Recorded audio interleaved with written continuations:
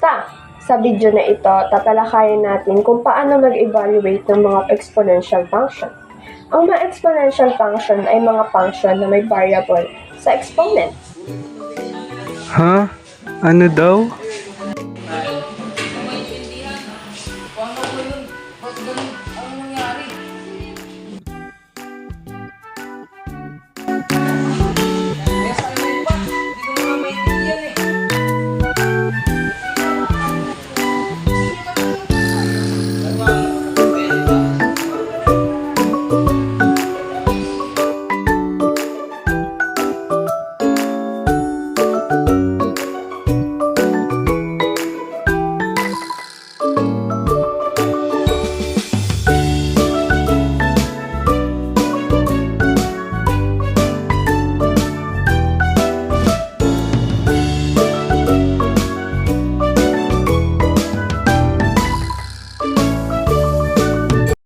Madali lang pala.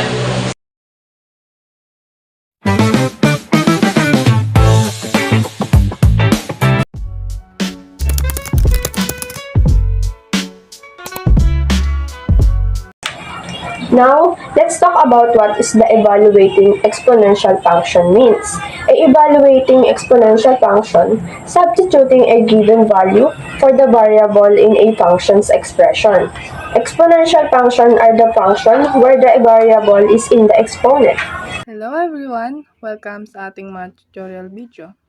Sa video na ito, pag-uusapan natin kung paano evaluate ang mga exponential function ng step by step.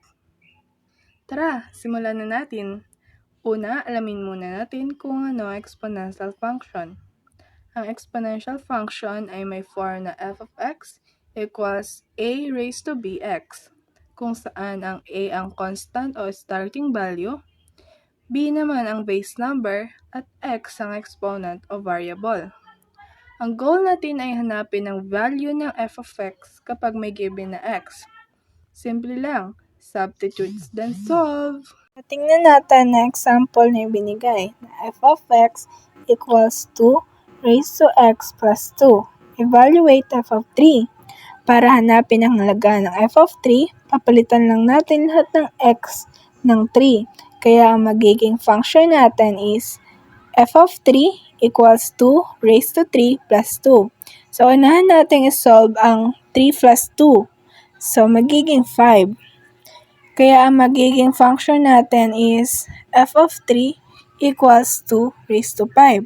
Ang ibig sabihin lang niyan, 5 beses natin ito times yung 2 sa sarili niya.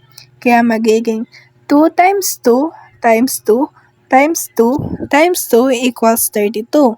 Kaya ang magiging exponential function natin is f of 3 equals 32.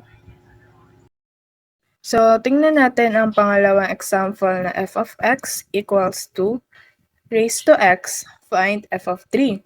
So, ang goal natin is hahanapin natin ang f of 3.